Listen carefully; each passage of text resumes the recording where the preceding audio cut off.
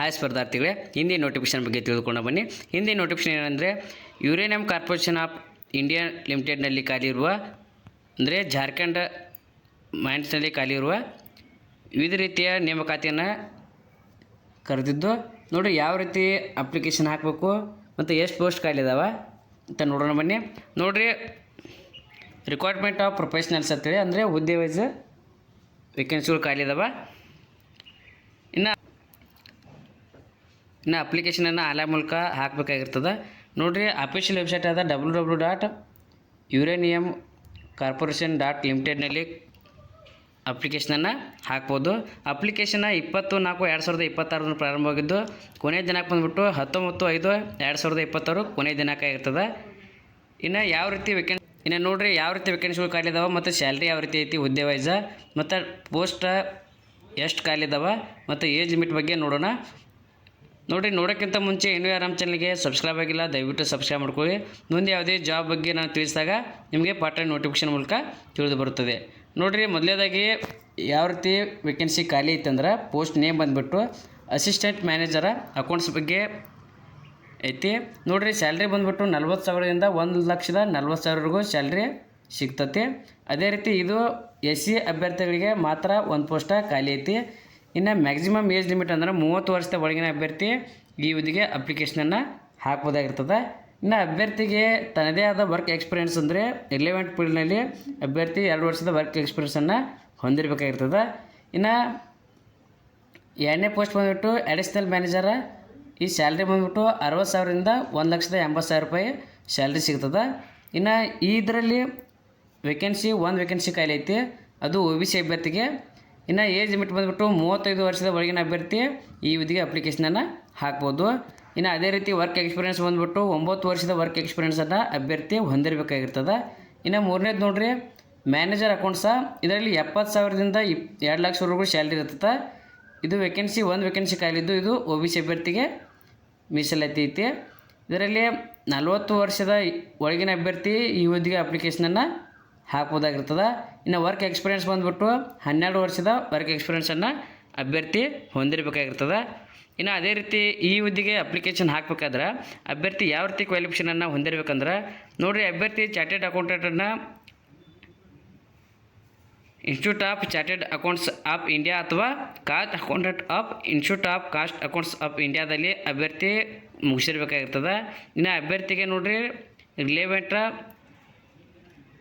ಡಿಪಾರ್ಟ್ಮೆಂಟಲ್ಲಿ ಅಭ್ಯರ್ಥಿ ತನ್ನದೇ ಆದ ವರ್ಕ್ ಎಕ್ಸ್ಪೀರಿಯೆನ್ಸನ್ನು ಹೊಂದಿರಬೇಕಾಗಿರ್ತದೆ. ಅದೇ ರೀತಿನ 2ನೇ ಪೋಸ್ಟ್ ನೋಡಿರಿ, ಡಿಸಿಪ್ಲಿನ್ ಆಫ್ ಪರ್ಸನಲ್ ಮತ್ತು ಲೀಗಲ್ ಸೆಕ್ಯೂರಿಟಿಸಮ್ ಮತ್ತು ಅಡ್ಮಿನಿಸ್ಟ್ರೇಟಿವ್ ಗ್ರೂಪ್ A ಹುದ್ದೆಗಳಲ್ಲಿ ಮೊದಲೇ ಹುದ್ದೆ ಜನರಲ್ ಮ್ಯಾನೇಜರ್. ನೋಡಿರಿ, ಇದು ಸ್ಯಾಲ್ರಿ ಬಂದುಬಿಟ್ಟು 90,000ರಿಂದ 2,40,000ವರೆಗೂ ಸ್ಯಾಲ್ರಿ ಸಿಗುತ್ತೆ. ಇದರಲ್ಲಿ ಟೋಟಲಾಗಿ ಒಂದು ವೇಕೆನ್ಸಿ ಖಾಲಿ ಐತಿ. ನೋಡಿರಿ, ಈ ಏಜ್ ಲಿಮಿಟ್ ಬಂದುಬಿಟ್ಟು 48 ವರ್ಷದ ಒಳಗಿನ ಅಭ್ಯರ್ಥಿ ಈ ಹುದ್ದೆಗೆ ಅಪ್ಲಿಕೇಶನನ್ನು ಹಾಕ್ಬೋದು. ಇನ್ನು ಅದೇ ರೀತಿ 18 ವರ್ಷದ ವರ್ಕ್ ಎಕ್ಸ್ಪೀರಿಯೆನ್ಸನ್ನು ಅಭ್ಯರ್ಥಿ ಹೊಂದಿರಬೇಕಾಗಿರ್ತದೆ. ಇನ್ನು ಅದೇ ರೀತಿ ಅಡಿಷ್ನಲ್ ಮ್ಯಾನೇಜರ್ ಪರ್ಸ್ನಲ್ಲ, ಇದು 60,000ರಿಂದ 1,80,000ವರೆಗೂ ಸ್ಯಾಲ್ರಿ ಈ ಹುದ್ದೆಗೆ ಸಿಗುತ್ತೆ. ಇನ್ನು ಟೋಟಲಾಗಿ ಒಂದೇ ವೇಕೆನ್ಸಿ ಖಾಲಿದ್ದು, ಇದು EWS ಅಭ್ಯರ್ಥಿಗೆ ಮೀಸಲಾತಿ ಐತಿ. ಇದು 35 ವರ್ಷದ ಒಳಗಿನ ಅಭ್ಯರ್ಥಿಗಳು ಈ ಹುದ್ದೆಗೆ ಅಪ್ಲಿಕೇಶನ್ ಹಾಕ್ಬೋದು. ಇನ್ನು ಅದೇ ರೀತಿ 9 ವರ್ಷದ ವರ್ಕ್ ಎಕ್ಸ್ಪೀರಿಯೆನ್ಸ ಈ ಹುದ್ದೆಗೆ ಅಭ್ಯರ್ಥಿ ಹೊಂದಿರಬೇಕಾಗಿರ್ತದೆ. ಇನ್ನು ಅದೇ ರೀತಿ ಈ ಹುದ್ದೆಗೆ ಯಾವ ರೀತಿ ಎಜುಕೇಷನ್ ಕ್ವಾಲಿಫಿಕೇಷನ್ ಇರಬೇಕಂದ್ರೆ, ನೋಡಿರಿ, ಅಭ್ಯರ್ಥಿಯು ಡಿಸಿಪ್ಲಿನ್ ಆಫ್ ಇನ್ಕ್ಲೂಡಿಂಗ್ ಇಂಜಿನಿಯರಿಂಗ್ ಅಥವಾ 2 ವರ್ಷದ PG ಡಿಗ್ರಿ ಅಥವಾ diploma recognised by statutory authority ಅಥವಾ central state government personnel management ಅಥವಾ ಲೇಬರ್ ಅಥವಾ ಸೋಷಿಯಲ್ ವೆಲ್ಫೇರ್ ವಿವಿಧ ರೀತಿಯ ಡಿಪಾರ್ಟ್ಮೆಂಟಲ್ಲಿ ತನ್ನದೇ ಆದ ಕ್ವಾಲಿಫಿಕೇಷನನ್ನು ಮುಗಿಸಿದ್ದು, ವರ್ಕ್ ಎಕ್ಸ್ಪೀರಿಯೆನ್ಸ 9 ವರ್ಷವನ್ನು ಹೊಂದಿರಬೇಕಾಗಿರ್ತದೆ. ಅದೇ ರೀತಿ 3ನೇದು ನೋಡಿರಿ, ಅಸಿಸ್ಟೆಂಟ್ ಮ್ಯಾನೇಜರ್ ಸೆಕ್ಯೂರಿಟಿ ಮತ್ತು ಅಡ್ಮಿನಿಸ್ಟ್ರೇಟಿವ್. ಇದರಲ್ಲಿ 40,000ರಿಂದ 1,40,000ವರೆಗೂ ಈ ಹುದ್ದೆಗೆ ಸ್ಯಾಲ್ರಿ ಸಿಗುತ್ತೆ. ಅದೇ ರೀತಿ ಟೋಟಲಾಗಿ ಒಂದು ವೇಕೆನ್ಸಿಗಳು ಖಾಲಿದ್ದು, ನೋಡಿರಿ, ಟೋಟಲಾಗಿ ಒಂದು ವೇಕೆನ್ಸಿ ಖಾಲಿದ್ದು, ಇದು OBC ಅಭ್ಯರ್ಥಿಗೆ ಐತಿ. ಇನ್ನು 30 ವರ್ಷದ ಒಳಗಿನ ಅಭ್ಯರ್ಥಿ ಈ ಹುದ್ದೆಗೆ ಅಪ್ಲಿಕೇಶನನ್ನು ಹಾಕ್ಬೋದಾಗಿರ್ತದೆ. ಅದೇ ರೀತಿ 2 ವರ್ಷದ ವರ್ಕ್ ಎಕ್ಸ್ಪೀರಿಯೆನ್ಸ್ ಹೊಂದಿರಬೇಕು. ಇನ್ನು ನೋಡಿರಿ, ಮ್ಯಾನೇಜರ ಸೆಕ್ಯೂರಿಟಿ ಮತ್ತು ಅಡ್ಮಿನಿಸ್ಟ್ರೇಟಿವ್ ಸ್ಯಾಲ್ರಿ ಬಂದುಬಿಟ್ಟು 50,000ರಿಂದ 1,60,000ವರೆಗೂ ಇರುತ್ತೆ. ಅದೇ ರೀತಿ ಇದರಲ್ಲಿ UR ಅಭ್ಯರ್ಥಿಗೆ ಒಂದು ಪೋಸ್ಟ್ ಖಾಲಿ ಐತಿ. ಇನ್ನು ಇದರ ಏಜ್ ಲಿಮಿಟ್ ನೋಡೋದಾದರೆ 32 ವರ್ಷದ ಒಳಗಿನ ಅಭ್ಯರ್ಥಿ ಈ ಹುದ್ದೆಗೆ ಅಪ್ಲಿಕೇಶನನ್ನು ಹಾಕ್ಬೋದಾಗಿರ್ತದೆ. ಅಭ್ಯರ್ಥಿ ಕ್ವಾಲಿಫಿಕೇಷನ್ ಬಂದುಬಿಟ್ಟು ಇಂಜಿನಿಯರಿಂಗ್ ಅಥವಾ ಪಿ ಜಿ ಡಿಗ್ರಿ ಅಥವಾ ಡಿಪ್ಲೊಮಾ ಸ್ಟ್ಯಾಟ್ಯೂಟರಿ ಅಥಾರಿಟಿಯಲ್ಲಿ ಮುಗಿಸಿರ್ಬೇಕಾಗಿರ್ತದೆ. ನೋಡ್ರಿ ಇನ್ನು ಡಿ ಐ ಮ್ಯಾನೇಜರ ಸೆಕ್ಯೂರಿಟಿ ಮತ್ತು ಅಡ್ಮಿನಿಸ್ಟ್ರೇಟಿವ್ ಒಳಗೆ ಇನ್ನು ಅದೇ ರೀತಿ ನೋಡಿರಿ ಅಡಿಷ್ನಲ್ ಮ್ಯಾನೇಜರ್ ಅಂತೇಳಿ ಲೀಗಲ್ಲ 60,000ರಿಂದ 1,80,000ವರೆಗೂ ಸ್ಯಾಲ್ರಿ ಈ ಹುದ್ದೆಗೆ ಸಿಗುತ್ತೆ. ಇದರಲ್ಲಿ ಯುವ ಅಭ್ಯರ್ಥಿಗೆ ಒಂದು ಹುದ್ದೆ ಮೀಸಲಿಡಲಾಗಿದೆ. ಇನ್ನು ಏಜ್ ಲಿಮಿಟ್ ಬಂದುಬಿಟ್ಟು 35 ವರ್ಷದ ಒಳಗಿನ ಅಭ್ಯರ್ಥಿಗಳು ಈ ಹುದ್ದೆಗೆ ಅಪ್ಲಿಕೇಶನನ್ನು ಹಾಕ್ಬೋದು. ಅದೇ ರೀತಿ ವರ್ಕ್ ಎಕ್ಸ್ಪೀರಿಯೆನ್ಸ 9 ವರ್ಷದ ವರ್ಕ್ ಎಕ್ಸ್ಪೀರಿಯೆನ್ಸನ್ನು ಹೊಂದಿದ್ದು ಅಭ್ಯರ್ಥಿಯ ಕ್ವಾಲಿಫಿಕೇಷನ್ನ ಡಿಗ್ರಿನ ಲಾ ಫಾರ್ಮ್ ರಿಕಗ್ನೈಸ್ಡ್ ಯೂನಿವರ್ಸಿಟಿಯಲ್ಲಿ ಮುಗಿಸಿರಬೇಕು. ಅಂದರೆ ಲಾ ಮಾಡಿದ ಅಭ್ಯರ್ಥಿ ಈ ಹುದ್ದೆಗೆ ಅಪ್ಲಿಕೇಶನನ್ನು ಹಾಕ್ಬೋದು. ಅಥವಾ ಪೋಸ್ಟ್ ಗ್ರ್ಯಾಜುಯೇಟ್ ಕ್ವಾಲಿಫಿಕೇಷನ್ ಇನ್ ಕಮರ್ಷಿಯಲ್ ಲಾಸ್ ಮತ್ತು ಅಥವಾ labour loss will be added qualification ಆಗಿರ್ತದೆ. ನೋಡಿರಿ ಮೂರನೇದು ಮೈನಿಂಗ್ ಗ್ರೂಪ್ ಎ ಹುದ್ದೆ ಒಳಗೆ ಅಸಿಸ್ಟೆಂಟ್ ಸೂಪರ್ಡೆಂಟ್ ಹುದ್ದೆಗೆ 40,000ರಿಂದ 1,40,000ವರೆಗೂ ಸ್ಯಾಲ್ರಿ ಸಿಗುತ್ತೆ. ಇನ್ನು ಈ ಟೋಟಲಾಗಿ ಒಂದು ಹುದ್ದೆ ಖಾಲಿ ಇದ್ದು 30 ವರ್ಷದ ಒಳಗಿನ ಅಭ್ಯರ್ಥಿಗಳು ಈ ಹುದ್ದೆಗೆ ಅಪ್ಲಿಕೇಶನನ್ನು ಹಾಕ್ಬೋದಾಗಿರ್ತದೆ. ಇನ್ನು ಅದೇ ರೀತಿ ಅಭ್ಯರ್ಥಿಯ ಕ್ವಾಲಿಫಿಕೇಷನ್ ಬಂದುಬಿಟ್ಟು ಬ್ಯಾಚುಲರ್ ಆಫ್ ಮೈನಿಂಗ್ ಇಂಜಿನಿಯರಿಂಗ್ ಅಥವಾ ಈಕ್ವಲೆಂಟ್ ಫ್ರಾಮ್ ಯೂನಿವರ್ಸಿಟಿ ಅಥವಾ ರಿಕಗ್ನೈಸ್ಡ್ ಯೂನಿವರ್ಸಿಟಿಯಲ್ಲಿ ಅಭ್ಯರ್ಥಿ ಮತ್ತು second class mines manager certificate of competency ಅಥವಾ ಅನ್ರಿಸ್ಟ್ರಿಕ್ಟೆಡ್ ಫಾರ್ ಮೆಟೀರಿಯಲ್ಸ್ ಮೀನ್ಸ್ ಒಳಗೆ ಅಭ್ಯರ್ಥಿ ಕ್ವಾಲಿಫಿಕೇಷನ್ ಮುಗಿಸಿದ್ದು. ಅದೇ ರೀತಿ ಕಂಪ್ಯೂಟರ್ ನಾಲೆಜ್ ಬಗ್ಗೆ ಅಭ್ಯರ್ಥಿಗೆ ಜ್ಞಾನ ಇರಬೇಕು. ಅಭ್ಯರ್ಥಿಗೆ ತನ್ನದೇ ಆದ ವರ್ಕ್ ಎಕ್ಸ್ಪೀರಿಯೆನ್ಸನ್ನು ಹೊಂದಿರಬೇಕಾಗಿರ್ತದೆ. ನೋಡಿರಿ discipline of civil group A ಹುದ್ದೆ ಒಳಗೆ ಡಿವಾಸ್ ಸೂಪರ್ಡೆಂಟ್ ಸಿವಿಲ್ ನೋಡಿರಿ ಇದರಲ್ಲಿ 50,000ರಿಂದ 1,60,000 ಸ್ಯಾಲ್ರಿ ಇರ್ತದೆ. ಇದು ಎಸ್ ಸಿ ಅಭ್ಯರ್ಥಿಗೆ ಒಂದು ಹುದ್ದೆ ಖಾಲಿ ಇದ್ದು 32 ವರ್ಷದ ಒಳಗಿನ ಅಭ್ಯರ್ಥಿ ಈ ಹುದ್ದೆಗೆ ಅಪ್ಲಿಕೇಶನನ್ನು ಹಾಕ್ಬೋದು ಮತ್ತು 5 ವರ್ಷದ ವರ್ಕ್ ಎಕ್ಸ್ಪೀರಿಯೆನ್ಸನ್ನು ಹೊಂದಿರಬೇಕಾಗಿರ್ತದೆ. ಇನ್ನು ಕ್ವಾಲಿಫಿಕೇಷನ್ನ ಸಿವಿಲ್ ಇಂಜಿನಿಯರಿಂಗ್ ಮುಗಿಸಿದ್ರೆ ಅಪ್ಲಿಕೇಶನನ್ನು ಹಾಕ್ಬೋದಾಗಿರ್ತದೆ. ಇನ್ನು ಅದೇ ರೀತಿ ಪರ್ಚೇಸ್ ಗ್ರೂಪ್ ಹುದ್ದೆ ಅಸಿಸ್ಟೆಂಟ್ ಕಂಟ್ರೋಲರ್ ಮತ್ತು ಪರ್ಚೇಸ್ ಒಳಗೆ 40,000ರಿಂದ 1,40,000ವರೆಗೂ ಸ್ಯಾಲ್ರಿ ಸಿಗುತ್ತೆ. ಇದರಲ್ಲಿ 2 ವೇಕೆನ್ಸಿಗಳು ಖಾಲಿ ಇದ್ದು ಯುವ ಅಭ್ಯರ್ಥಿಗಳಿಗೆ ಒಂದು EWS ಒಂದು ವೇಕೆನ್ಸಿ ಖಾಲಿ ಇದ್ದು ಅಭ್ಯರ್ಥಿಯು 30 ವರ್ಷದ ಒಳಗಿನ ಅಭ್ಯರ್ಥಿ ಈ ಹುದ್ದೆಗೆ ಅಪ್ಲಿಕೇಶನ್ ಹಾಕ್ಬೋದು ಮತ್ತು ತನ್ನದೇ ಆದ ವರ್ಕ್ ಎಕ್ಸ್ಪೀರಿಯೆನ್ಸ 2 ವರ್ಷದ ವರ್ಕ್ ಎಕ್ಸ್ಪೀರಿಯೆನ್ಸನ್ನು ಹೊಂದಿರಬೇಕಾಗಿರ್ತದೆ.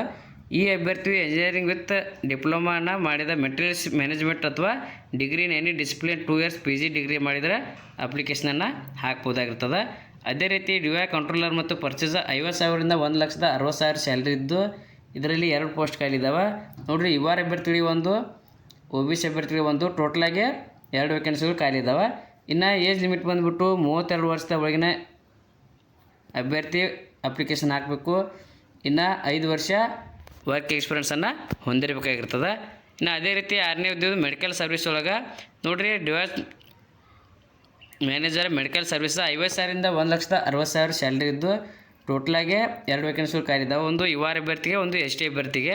ಇನ್ನು ಏಜ್ ಲಿಮಿಟ್ಟ 32 ವರ್ಷದ ಒಳಗಿನ ಅಭ್ಯರ್ಥಿ ಈ ಹುದ್ದೆಗೆ ಅಪ್ಲಿಕೇಶನನ್ನು ಹಾಕ್ಬೋದಾಗಿರ್ತದೆ. ಮತ್ತು ಅಭ್ಯರ್ಥಿಗೆ 2 ವರ್ಷದ ಆಫ್ಟರ್ ಕಂಪ್ಲೀಷನ್ ಆಫ್ ಇಂಟರ್ನ್ಶಿಪ್ ಒಳಗೆ ನೋಡಿರಿ 2 ವರ್ಷದ ವರ್ಕ್ ಎಕ್ಸ್ಪೀರಿಯೆನ್ಸನ್ನು ಹೊಂದಿರಬೇಕಾಗಿರ್ತದೆ. ಅಂದರೆ ಕಂಪ್ಲೀಷನ್ ಆಫ್ ಇಂಟರ್ಮಿಷನ್ ಮುಗಿಸಿದ ನಂತರ 2 ವರ್ಷ ವರ್ಕ್ ಎಕ್ಸ್ಪೀರಿಯೆನ್ಸನ್ನು ಹೊಂದಿರಬೇಕು. ಇನ್ನು 7ನೇದು ನೋಡಿರಿ ಅಡಿಷ್ನಲ್ ಸೂಪರ್ಡೆಂಟ್ ಒಳಗೆ 60,000ರಿಂದ 1,80,000 ರೂಪಾಯಿ ಸ್ಯಾಲ್ರಿಯನ್ನು ನೀಡ್ತಿದ್ದು ಇದರಲ್ಲಿ ಯುವ ಅಭ್ಯರ್ಥಿಗೆ ಒಂದು ಪೋಸ್ಟ್ ಐತಿ. ಇದು ಮುಂದಿನ ಅಭ್ಯರ್ಥಿ ಈ ಹುದ್ದೆಗೆ ಅಪ್ಲಿಕೇಶನ್ ಹಾಕ್ಬೋದು.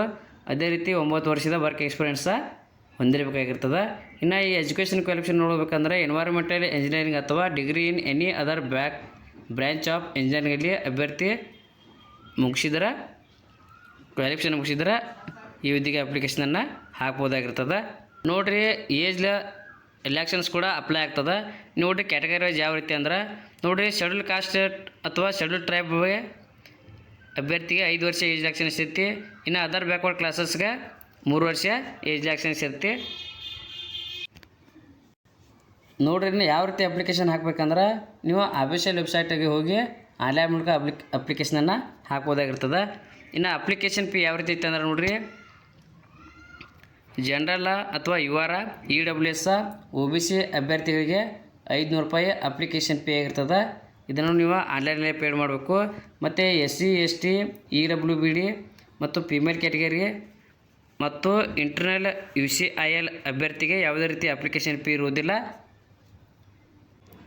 ನೋಡಿರಿ ಸೆಲೆಕ್ಷನ್ ಪ್ರೊಸೆಸ್ ಯಾವ ರೀತಿ ಇತ್ತಂದ್ರೆ ಅಭ್ಯರ್ಥಿಯನ್ನು ಅವರು ರಿಟರ್ನ್